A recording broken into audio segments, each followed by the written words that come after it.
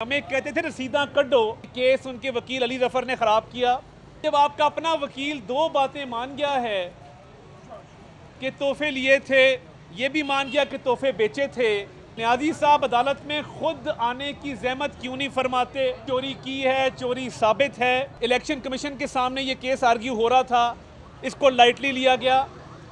वहाँ पे election commission के सामने अली जफर साहब ने ये बात तस्लीम की कि तोहफे लिए गए हैं, इतराफ़ जुर्म किया गया, और उसके बाद ये भी इतराफ़ जुर्म किया गया कि तोहफे बेच के पैसे आए हैं।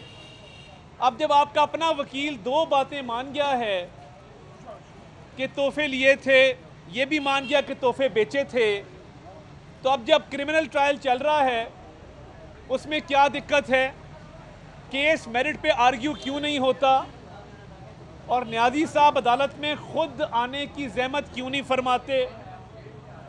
हर केस टेक्निकलिटी के ऊपर दायरा इख्तियार को चैलेंज कर दो, डॉक्यूमेंट्स को चैलेंज कर दो, जज पे अदम एतमाद कर दो।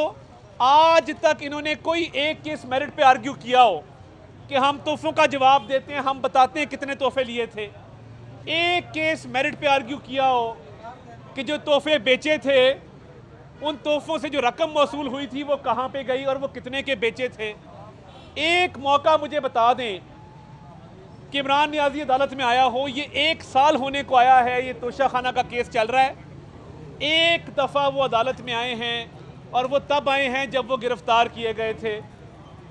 तो ये तोशा खाना के केस में जो गैर हाज़िरी है और जो वो पेश नहीं हो रहे,